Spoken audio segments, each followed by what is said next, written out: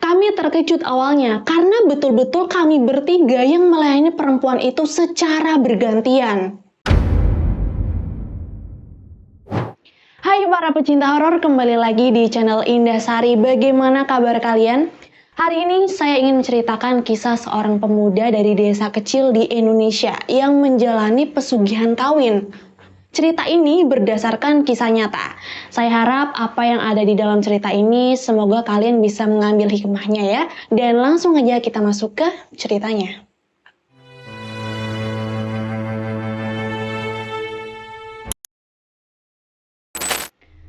Cerita ini terjadi di salah satu desa kecil di Indonesia. Jadi ceritanya pada tahun 2000-an ada pemuda pengangguran namanya Danu yang kerjanya itu di saat ada panggilan aja.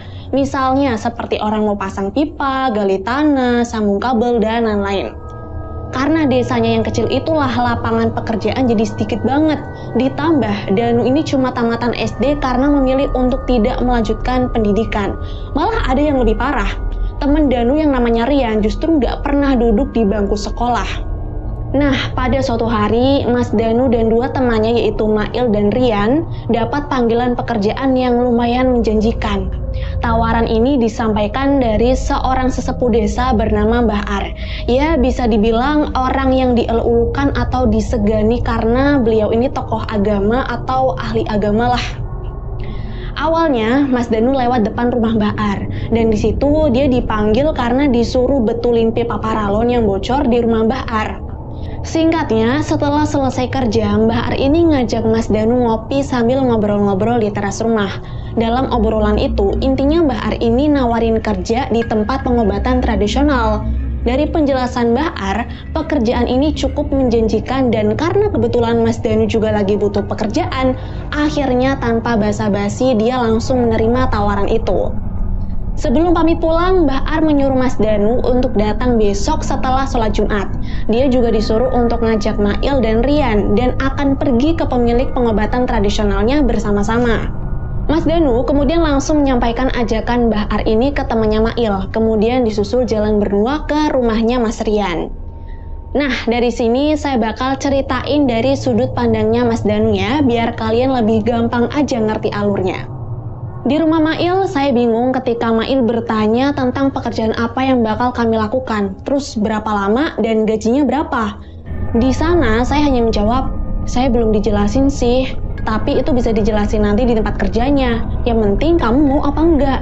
Yang namanya kerja udah pasti dibayar lah Mail. Abis ini kita ke tempat Rian ya.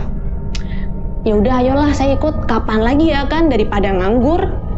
Setelah itu barulah kami samper Rian di rumahnya dan saya ngejelasin kayak apa yang saya jelasin ke Mail tadi. Di situ Rian sama semangatnya dengan saya dan Mail. Terus sepakat buat bertemu Mbah Ar besok setelah sholat Jumat. Singkat cerita, besoknya setelah sholat Jumat, saya, Mail, dan Rian jalan kaki menuju rumah Mbah Ar. Tapi sampai sana Mbah Ar bingung. Ya ampun, kalian jalan kaki? Jauh loh lokasinya. Maksud saya bawa kendaraan kek supaya kita bisa kesana bareng-bareng. Akhirnya karena Mbah Ar nggak mungkin ikut jalan kaki dan beliau pun nggak punya kendaraan, kami diberi secari kertas berisi alamat yang beratasnamakan Bu Nining untuk mencari sendiri lokasinya. Ya bagaimanapun kami harus tetap berangkat. Mbah Ar juga menitipkan kami satu surat tanda kalau kami mau kerja di tempat Bu Nining. Dan mau nggak mau kami harus berangkat ke sana dengan usaha sendiri karena katanya perjalanan ke sana memakan waktu 2 jam. Setelah mikir, akhirnya kami sepakat numpang mobil pick up orang yang searah jalannya. Sampai di lokasi sesuai arahan Mbah Ar, menurut supir pick up-nya desa ini masih masuk ke dalam lagi dan cuma ada jalan setapak menuju ke sana. Akhirnya kami turun dan jalan lumayan jauh ke dalam. Sempat terbesit di pikiran kami, siapa yang mau datang ke sini untuk berobat, apalagi kerja. Gak lama setelah itu, kami lihat ada bangunan seperti perumahan yang saya kira itu awalnya pondok pesantren. Dan ternyata tempat itu adalah lokasi kami bekerja. Tapi bukan pondok pesantren ya, cuma bangunannya aja yang sama. Kami lalu mengetuk pintu bangunan itu dan menanyakan kejelasan alamat ini dengan seseorang yang membukakan pintu. Waktu itu saya nggak tahu siapa dia. Kami hanya bertanya apa betul ini yang dimaksud Mbah Ar, dan ternyata benar. Kemudian dipanggilkanlah Ibu Nining oleh orang yang menyambut kami tadi. Setelah itu kami menjelaskan kedatangan kami dan memperkenalkan diri, memberi kertas titipan Mbah Ar dan langsung dipersilahkan masuk oleh Ibu Nining. Di dalam sana karena saya penasaran, saya langsung bertanya sebenarnya ini pesantren atau bukan, serta mempertanyakan pekerjaan apa yang akan kami terima. Nah, Bu Nining pun jawab, "Ini bukan pesantren, Nang, ini tempat berobat, tapi bukan pengobatan medis. Sebelum saya kasih tahu, sebelumnya apa kalian sudah menikah? Maksud saya, kalian masih perjaka atau..." Saya, Rian, dan Mail agak terkejut. Kenapa hal seperti itu yang ditanyakan? Lalu setelah kami menjawab jika kami masih perjaka, Bu Nining menjelaskan itu cuma sekedar persyaratan untuk kerja di sini. Setelah itu kami diajak berkeliling tempat tersebut dan dijelaskan bahwa di sini pekerjaan kami hanya jadi pelayan. Saya awalnya bingung untuk melayani apa dan siapa. Akhirnya diajaklah kami ke lokasi lebih dalam dari lingkungan bangunan-bangunan itu. Bu Nining berhenti di depan ruangan kosong yang ternyata di dalamnya ada ruangan berpintu lagi. Situasinya gelap dan remang-remang, cuma mengandalkan cahaya lilin di beberapa sisi ruangan. Saat itu kami dipersilahkan duduk dan Bu Nining mengetuk pintu kamar tersebut. Lalu dari ruangan tersebut muncullah seorang perempuan yang dipanggil Nyai. Dia berkerudung hitam, bukan kerudung muslim, cuma sekedar kain yang menutupi kepala. Perempuan itu perlahan duduk di hadapan kami. Kami nggak bisa melihat jelas wajahnya, tapi kami bisa tahu perempuan itu masih muda, terlihat dari kulit kencangnya di bagian bahu yang sedikit terlihat. Wanita itu cuma menggunakan jarik yang menutupi tubuhnya dari dada sampai lutut. Kemudian Bu Nining akhirnya menjelaskan inti dari pekerjaan kami. Jadi, kami diminta melayani perempuan itu layaknya suami istri. Kami terkejut awalnya karena betul-betul kami bertiga yang melayani perempuan itu secara bergantian.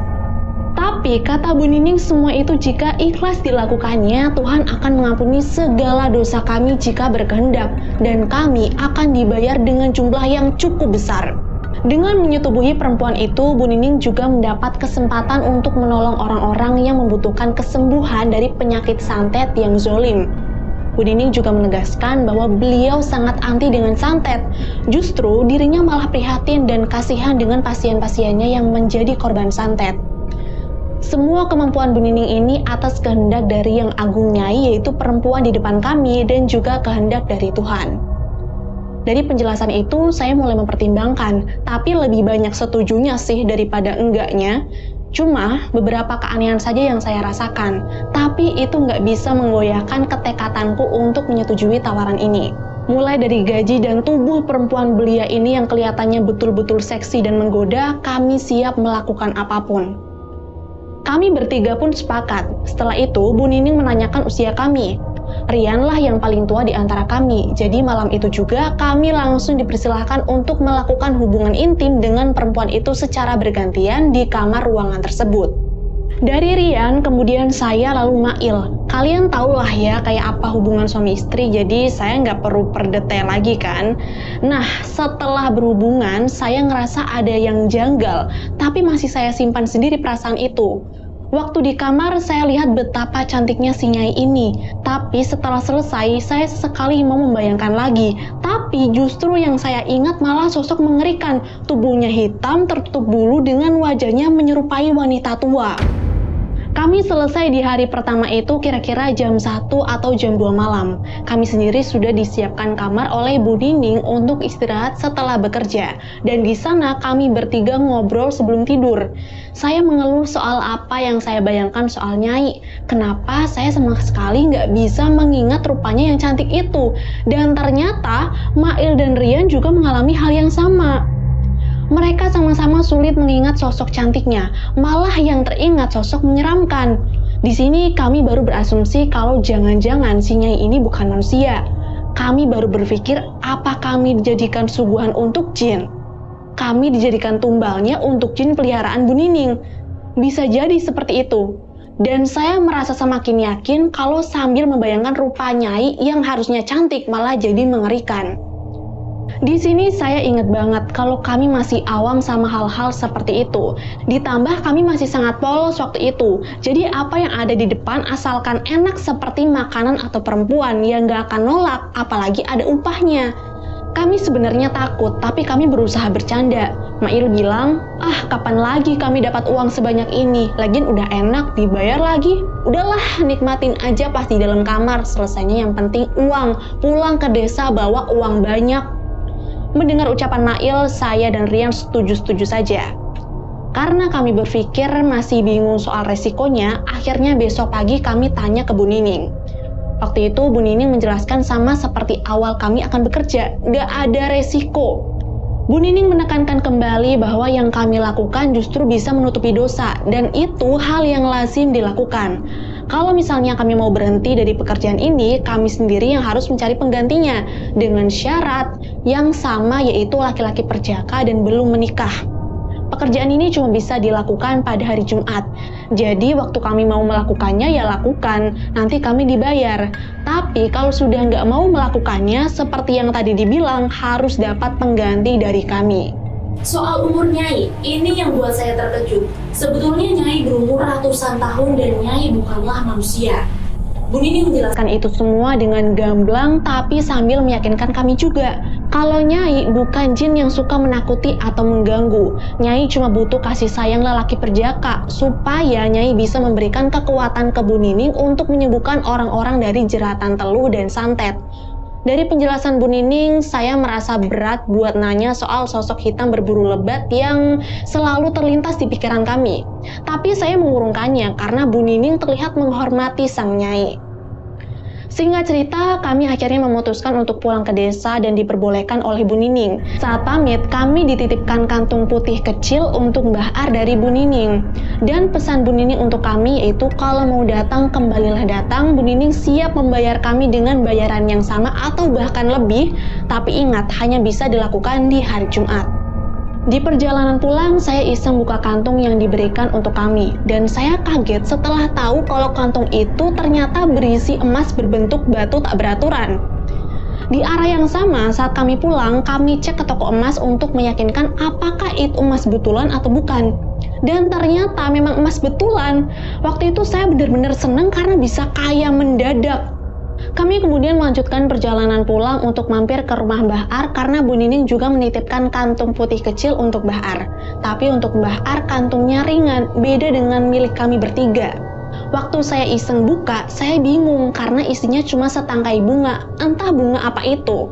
Sampai di rumah Mbah Ar, kami tadinya mau tanya apa maksud dari bunga tersebut. Tapi karena merasa nggak sopan sudah mengintip isi kantungnya, saya nggak jadi tanya. Besoknya kami tukar semua emas kami dengan uang. Saat itu juga kami langsung beli motor secara cash. Bahkan uang itu masih tersisa untuk beli baju dan pegangan selama seminggu ke depan. Sejak saat itu, setiap hari Jumat kami rela datang dari jauh untuk bekerja di tempat Bu Nining. Kami melakukan itu kurang lebih dalam waktu 2 bulan sampai bisa membeli tanah. Setelah kami membeli tanah itulah kami mendapat kejadian-kejadian aneh dan gak nyaman. Saya sering merasa cepat lelah, padahal dulu saya terbiasa kerja dari pagi sampai sore dan stamina saya terlatih untuk kuat. Tapi sekarang enggak. Baru beberapa menit beraktivitas, saya sering kelelahan padahal cuma beres-beres pekarangan dan aktivitas sehari-hari.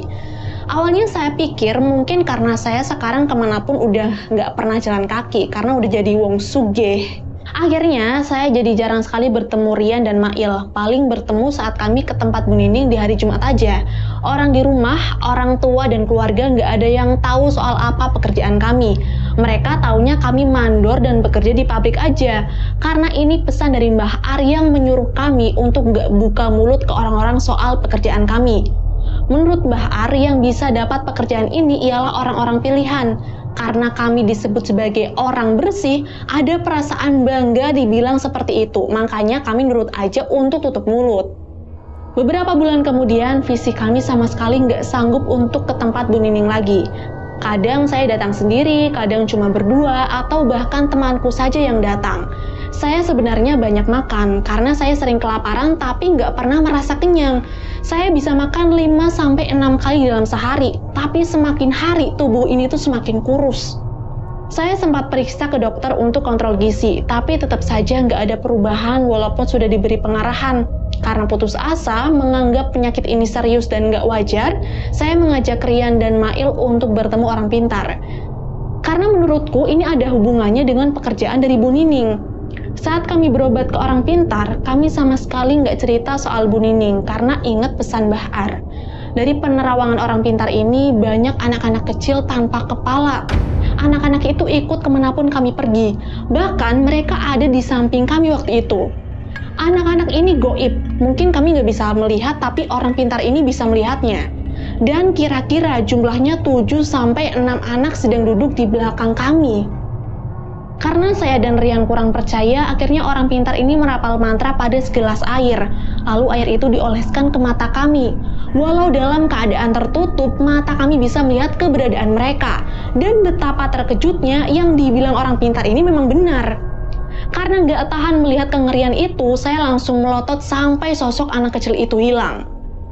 Ketika ditanya dari mana anak kecil itu berasal, kami diam 1000 bahasa. Setelah itu, orang pintar ini menjelaskan kalau anak-anak ini bukan karena kami ketempelan. Anak-anak ini datang dengan kondisi terawat, lebih tepatnya anak-anak ini seperti dipelihara. Orang pintar itu meyakinkan kembali, tapi kami betul-betul nggak bisa jawab. Saya tetap nggak mau mengungkap keadaan yang sebenarnya. Kami berlagak nggak tahu menahu apapun. Karena kami bungkam, akhirnya orang pintar tersebut nggak bisa bantu apapun. Dia nggak menemukan solusi apapun. Anak-anak ini adalah jin bertuan. Mereka bakal pergi kalau disuruh tuannya pergi. Sebab orang pintar ini hanya bisa mengusir jin tak bertuan. Alasan kami cepat capek dan selalu lapar tanpa kenyang karena anak-anak itulah yang menyerap sari-sari tubuh dari kami termasuk energi. Ya, jadi selama ini kami makan juga untuk makan mereka. Karena nggak ketemu solusinya, kami sepakat ke rumah Mbah Ar untuk mengeluhkan ini. Dari Mbah Ar, akhirnya kami ke tempat Bu Nining untuk membicarakannya lebih detail. Saya lumayan kesal dengan Bu Nining karena beliau nggak menjelaskan tentang bagian ini. Saya yakin banget anak-anak ini ikut karena tugas kami melayani si Nyai. Namun mau marah pun segan karena kehidupan kami jadi lebih makmur berkat Bu Nining. Dengan santun, Mbah Ar menjelaskan protesan ini dan tunduk dengan Bu Nining. Kami bingung karena Mbah Ar jauh lebih sepuh secara umur daripada Bu Nining. Tapi, biarlah mungkin memang watak Mbah Ar ini yang seperti itu. Tanggapan Bu Nining mengenai protesan saya adalah, bocah-bocah ini datang untuk menjaga kalian. Mereka nggak berbahaya. Dari penjelasannya, jelas berbeda dari yang dijelaskan orang pintar kemarin. Efek dari anak-anak itu betul-betul buat kami nggak punya gairah hidup dan ini malah menuju ke fatal. Saya akhirnya memutuskan di hari itu juga untuk putus kontrak dengan Bu Nining karena saya mau memulai hidup yang normal lagi. Bu Nining setuju dengan syarat harus mencari pengganti kami. Karena tanpa pengganti kami, Bu Nining nggak akan bisa melepas anak-anak tersebut dari kami. Yang lebih mengejutkannya lagi menurut Bu Nining, ternyata anak-anak itu adalah anak hasil hubungan kami dengan Nyai. Anak itu dihasilkan dari sperma kami sendiri. Walaupun mereka bukan manusia, kami tetaplah bapak dari anak-anak tersebut. Kami pun berpamitan setelah dapat kejelasan. Terus yang buat kami makin terkejut melihatnya, Mbah Ar tiba-tiba mencium kaki Bu Nining sambil meminta maaf soal keputusanku itu. Singkat cerita, setelah sampai di desa, kami berunding kembali mengenai kelanjutannya. Di situ Rian dan Mail masih mau melanjutkannya, sedangkan saya kapok. Saya kemudian kembali ke rumah Mbah Ar untuk meminta bantuan mencari pengganti. Sejak hari itu, akhirnya saya jarang bertemu dengan kedua temanku tadi. Dan karena beda pendapat itulah yang membuat kami sedikit risih satu sama lain. Setelah beberapa hari, akhirnya Mbah Ar menemukan pengganti untukku. Sebut saja namanya Wisnu. Kami akhirnya berangkat ke tempat Bu Nining. Sampai sana, Bu Nining menyiapkan segalanya untuk upacara pelepasan. Prosesinya mengharuskan saya dikubur dengan kepala tetap di atas tanah. Saya dikubur semalaman dan paginya tubuhku bakal dimandikan dengan Bu Nining. Setelah semalaman dan setelah tubuhku dimandikan dengan air bunga melati dicampur jeruk purut, saya dipersilahkan pulang. Akhirnya saya terlepas juga. Saya bertekad nggak akan pernah datang lagi ke tempat Bu Nining. Namun anak-anak ini nggak sepenuhnya langsung hilang. Penderitaanku yang selalu kelaparan masih berlangsung selama berbulan-bulan dan syukurnya bisa menghilang secara perlahan. Setelah 2 tahun, barulah tubuhku akhirnya normal kembali. Stamina jadi kembali normal dan akhirnya saya bertobat. Setelahnya saya mencari ustadz untuk curhat, dan ternyata Pak Ustadz ini seolah tahu sosok Bu Nining. Dijelaskanlah bahwa Bu Nining ini ternyata memang seorang pembuat aliran sesat. Dia memelihara jin, pesugihan, dan lain-lain. Mengenai Mbah Ar dan 2 temanku, kubiarkan saja begitu tanpa tahu kabar mereka. Tapi 2 temanku ini masih jadi pelayan Nyai. Sampai di tahun 2007 saya dengar kabar Bu Nining diusir dari desanya karena mungkin ada kaitannya dengan aliran sesat ini yang mulai diketahui warga.